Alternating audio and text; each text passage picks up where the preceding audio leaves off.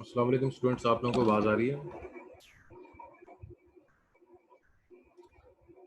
Yes sir, आ रही है। अच्छा, कल हमारा जो था लेक्चर वो डिसकंटिन्यू हो गया था। मैं जो दो कल की स्लाइड से वहाँ से शुरू करता हूँ।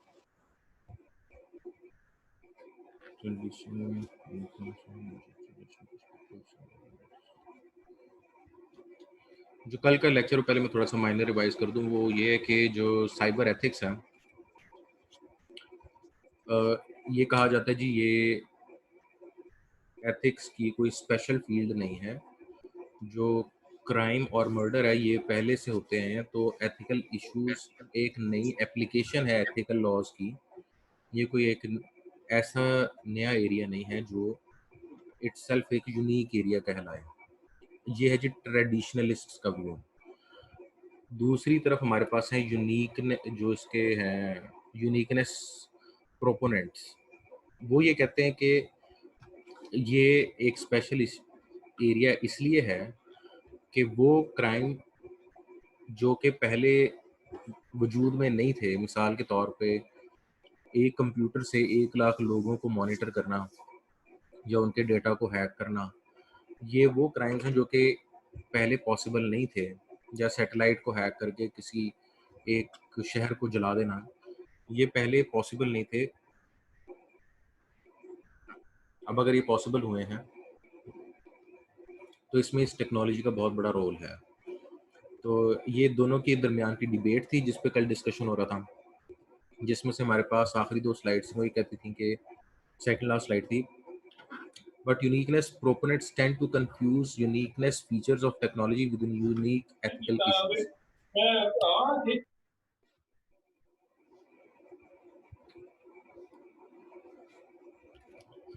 They use the following logic fallacy: cyber technology has some unique technological features.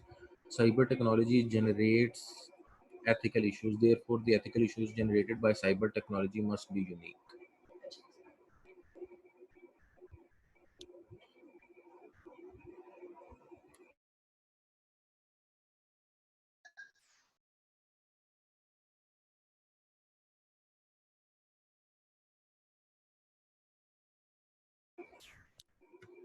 अब जो साइबर टेक्नोलॉजी है, ये एक यूनिक टेक्नोलॉजी है, इसके अंदर यूनिक मेथड्स हैं जो पहले एग्जिस्ट नहीं थे करते, और साइबर टेक्नोलॉजी से रिलेटेड एथिकल इश्यूज हैं। तो ये रीजनिंग है जी यूनिकनेस प्रोपोनेंट्स की, कि साइबर टेक्नोलॉजी के इश्यूज यूनिक हैं, क्योंकि टेक्नोलॉजी यूनिक है इसलिए इसके इश्यूज यूनिक हैं।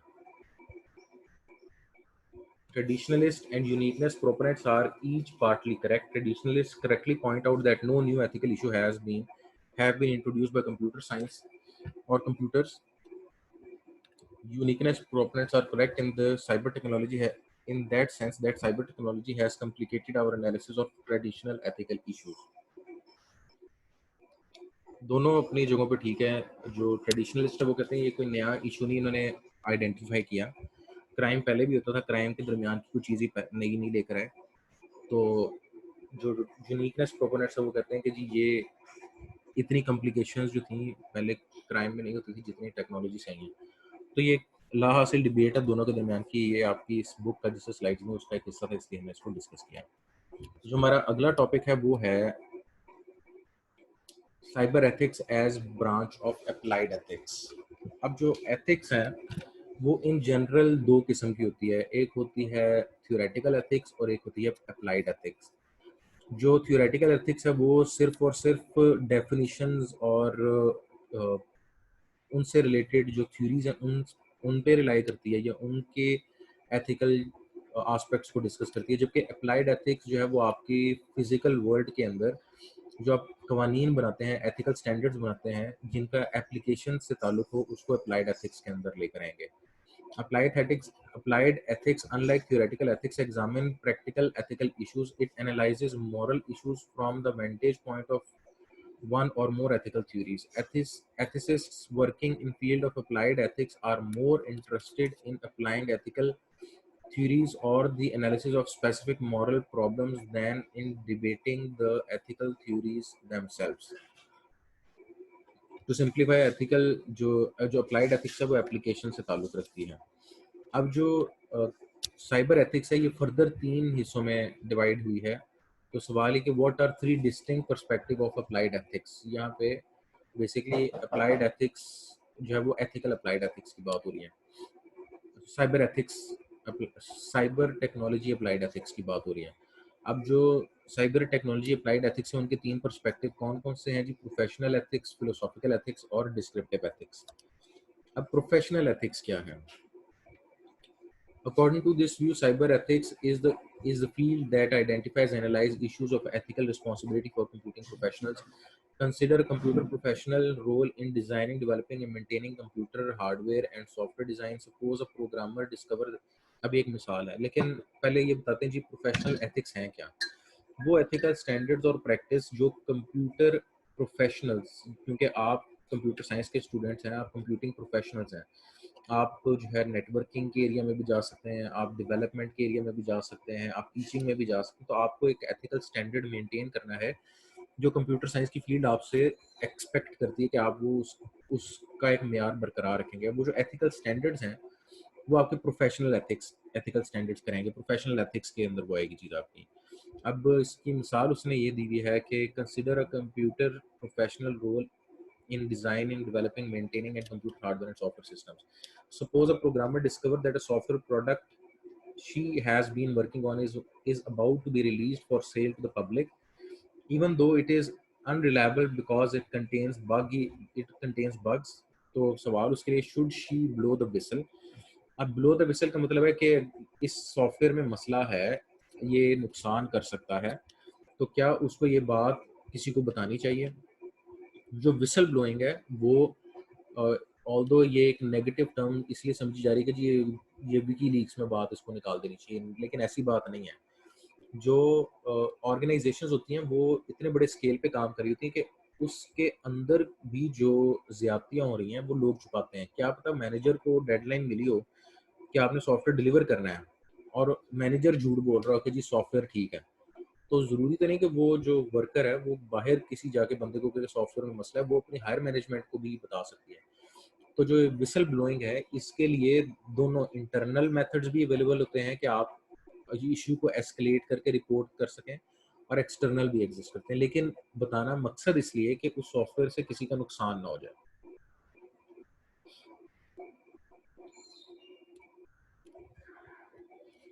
फिर जो बुक के अकॉर्डिंग जो डॉन गॉटरबार्न 1991 में आर्ग्यू करता था that all genuine computer ethic issues are professional ethic issues. Computer ethics for Gotterbarn is like medical ethics and legal ethics, which are tied to issues involving specific professions.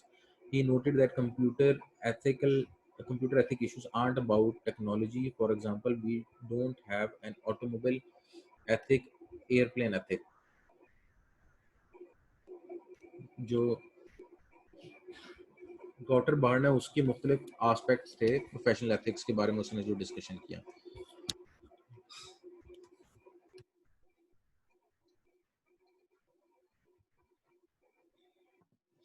Gotterban model of computer ethics seems too narrow for a cyber ethics. Cyber ethics issues affect only computer professionals. They affect everyone. Before the widespread use of the internet, Gotterban professional ethic model may have been adequate. ये उसने model propose किया था computer ethics के लिए जो कि cyber ethics के लिए सफिशिएंट नहीं है. तो ये एक इंटरनल डिबेट है जो कि बुक का हिस्सा थी, इसलिए इन स्लाइड्स में है. अच्छा, मीनवाइल आपको जो अभी जो हम सेक्शन पढ़ रहे हैं उससे जो पेपर का क्वेश्चन है उसका स्कोप आप लोगों को समझ आ जाना चाहिए. जो पेपर के क्वेश्चन का स्कोप है वो क्वेश्चन है what are 3 different perspectives of cyber technology applied ethics. तो इसके जवाब में आपसे जो 3 टाइटल पूछे गए हैं कि जी प्रोफेशनल एथिक्स, फिलोसॉफिकल एथिक्स और डिस्क्रिप्टिव एथिक्स, सिर्फ ये एक्सपेक्टेड है. अभी एक्सप्लेनेशन आपसे एक्सपेक्टेड नहीं है, लेकिन आपकी अपनी अंडरस्टैंडिंग के लिए हम ये स्लाइडों पर डिस्कस कर रहे हैं. प्रोफेशनल एथिक्स के बाद आ जाता है जी फिलोसॉफिकल एथिक्स. फिलोसॉफिकल एथिक्स को एक्सप्लेन करने से पहले मैं फिलोसॉफी वर्ड को एक्सप्लेन करना चाहूँगा. अब होता यह है कि किसी भी बॉडी ऑफ नॉलेज में, किसी भी नॉलेज में आप, अब मिसाल के तौर पे अगर कहें जी कोई भी हम टॉपिक कंप्यूटर साइंस की फील्ड ले लेते हैं. मेरा जो एरिया ऑफ रिसर्च है वो रिकमेंडर सिस्टम है. अब ये एक टॉपिक है जिसके ऊपर लोगों ने रिसर्च की, तो इसके ऊपर नॉलेज एग्जिस्ट करता है, लेकिन जो नॉलेज है वो ग्रो कर रहा है. और नॉलेज की एक रिक्वायरमेंट है कि जो भी आइडिया इस नॉलेज के अंदर आएगा ना, मिसाल के तौर पे अगर मेरा एरिया रिकमेंडर सिस्टम्स है, उसके अंदर कोई नया आइडिया आता है तो उस नए आइडिया को पहले प्रूव करना होता है अपने आप को कि क्या इसका वजूद अहमियत रखता है कि नहीं रखता. इसी तरह हर फील्ड के अंदर जब भी आप कोई भी फील्ड, अब आप फॉर एग्जांपल टेलीविजन ही ले लें, तो टेलीविजन के अंदर पहले एक आपके pass through antenna signal receive होता था. फिर नई जी टेक्नोलॉजी प्रपोज की जी हम कॉपर वायर के जरिए केबल ट्रांसमिशन कर सकते हैं. वो उसने अपने आप को साबित किया और फिर वो सोसाइटी का हिस्सा बन गया. फिर उसके बाद अभी इंटरनेट के थ्रू आप जो टीवी चैनल्स है वो देखते हैं. तो फिलोसॉफी जो है वो ये चीज़ डिज़ाइन करती है, प्रपोज करती है कि जो हमारे सोसाइटी के कॉन्सेप्ट्स हैं, अगर उसमें कोई नया चेंज आता है तो उसको मुख्तलिफ लोग टेस्ट करें और टेस्ट करने के बाद ये आइडेंटिफाई करें कि इसको वजूद में रहना चाहिए कि नहीं. और अगर वो वजूद में रहना चाहिए फिर उसका एवोल्यूशनरी प्रोसेस स्टार्ट हो जाता है, यानी वक्त के साथ साथ वो और बेहतर होता जाता है. For this perspective, cyber ethics is a field of philosophical analysis and inquiry that goes beyond professional ethics. अब ये एक ऐसी फील्ड है जो कि इंक्वायरी इसकी रिक्वायर्ड है बियॉन्ड प्रोफेशनल एथिक्स, और इसके लिए मुख्तलिफ लोगों का कंट्रीब्यूशन रिक्वायर्ड है क्योंकि ये एरिया एक ग्रोइंग एरिया है. मोर defines computer ethics as the analysis of nature and social impact of computer technology and the corresponding formulation and justification of policies from the ethical issues such as technology. अब ये जो formulation of technology of formulation and justification of policies है, जो policy है वो बनेगी कब, जब वो मुआशरा उसको टेस्ट करेगा और टेस्ट करने के बाद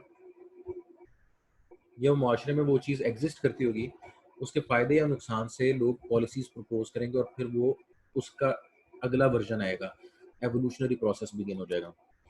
Moore argues that automobile and airplane technology did not affect our social policies and norms in the same kind of fundamental way that the computer technology has. Automobile and airplane technology have revolutionized transportation, resulting in our ability to travel faster and farther than was possible in the previous era.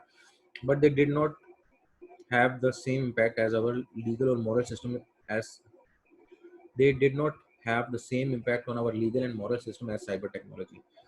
जो transportation है या automobile industry है, उसने आपका जो mean of communication है वो तो एडवांस कर दिया, उस टाइम कम कर दिया और आप ज़्यादा जगह फिर सकते हैं, जा सकते हैं। लेकिन एक मोबाइल फ़ोन से खींची हुई तस्वीर ज़्यादा लीगल और मॉरल इम्प्लीकेशंस रखती है, बजाय इसके कि आप ट्रेन या गाड़ी से सफ़र कर रहे हैं।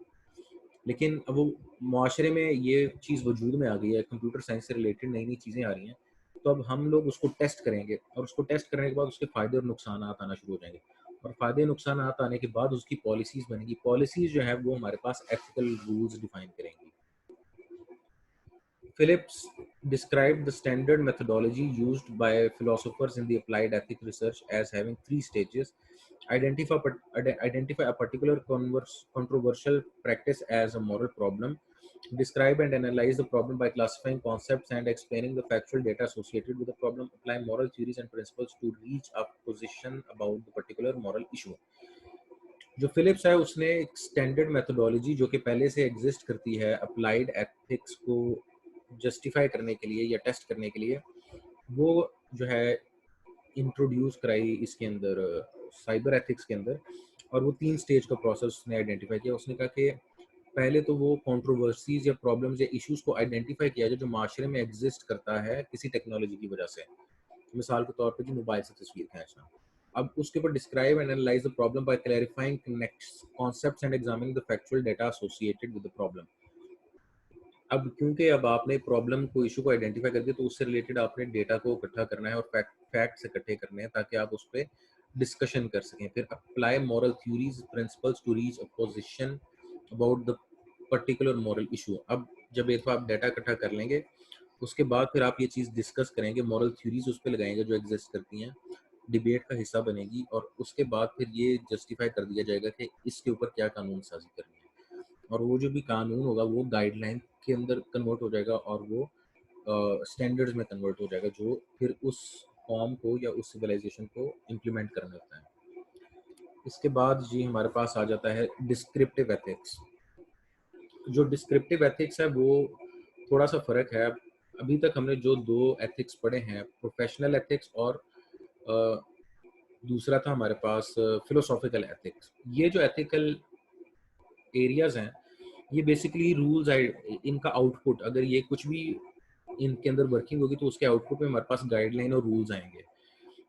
जो फिलोसॉफिकल और प्रोफेशनल एथिक्स हैं, उनके रूल्स और गाइडलाइंस जेनेरिक होते हैं। मिसाल के तौर पे किसी शख्स को किसी और शख्स के कंप्यूटर को बगैर इजाज़त के खोलना नहीं चाहिए और इस्तेमाल नहीं करना चाहिए। अब ये एक जेनेरिक कानून बन गया, जेनेरिक थ्योरी और जेनेरिक इशू और एथिकल स्टैंडर्ड प्रपोज कर दिया गया। लेकिन ये कुछ सिनेरियोज़ में एप्लीकेबल है और कुछ सिनेरियोज़ में नहीं। मिसाल के तौर पे किसी भी मुल्क का जो नेशनल सिक्योरिटी का इदारा है, वो बगैर किसी परमिशन के किसी के भी कंप्यूटर में एंटर होके डाटा चेक कर सकता है। अब यहाँ पे ये वाला लॉ फेल हो जाएगा। तो जो डिस्क्रिप्टिव एथिक्स है, वो इस चीज़ के ऊपर रिलाई करती है कि जो जेनेरिक रूल्स प्रोफेशनल और फिलोसॉफिकल एथिक्स में डिफाइन कर दिए गए हैं, उनको किस सिनेरियोज़ में एग्जीक्यूट किया जा सकता है और किन सिनेरियोज़ में एग्जीक्यूट नहीं किया जा सकता, उसको डिस्क्रिप्टिव फॉर्म में लिखना है। The professional and philosophical perspective both illustrate normative inquiries into applied ethical issues. Normative inquiries or studies are contrasted with descriptive studies.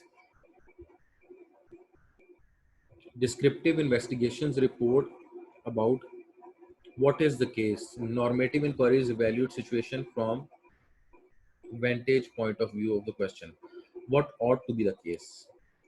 Descriptive ethics perspective या आगे इसकी कुछ उसने मिसालें दे दी हैं। तो ये 2 स्लाइड्स अभी मैं कवर नहीं करूँगा और ये आपके पेपर का हिस्सा नहीं है। मीनवाइल क्लास हमारा अब लेक्चर यहाँ आज का एंड हो गया है। कल इंशाल्लाह हम स्लाइड नंबर 25, 26, 27 और 28 पढ़ेंगे, फिर हमारा ये वीक का लेक्चर कंप्लीट हो जाएगा। अब आप लोगों का कोई क्वेश्चन है तो पूछ लें, नहीं तो फिर मैं सेशन एंड कर देता हूँ।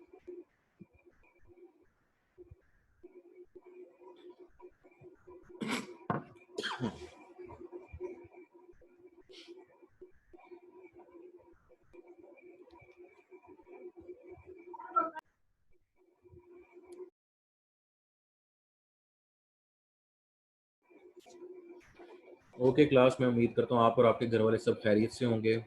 खुदा न खास्ता अगर किसी पे मुश्किल वक़्त है, अल्लाह पाक उस मुश्किल वक़्त को आसान कर दे। मुझे अपने क्लास फेलोज़ को, रिश्तेदारों को दुआ में ज़रूर याद रखिएगा, और जो मोमिन है वो नाउम्मीद नहीं होता। ओके स्टूडेंट्स, अल्लाह हाफ़िज़। अल्लाह हाफ़िज़ सर।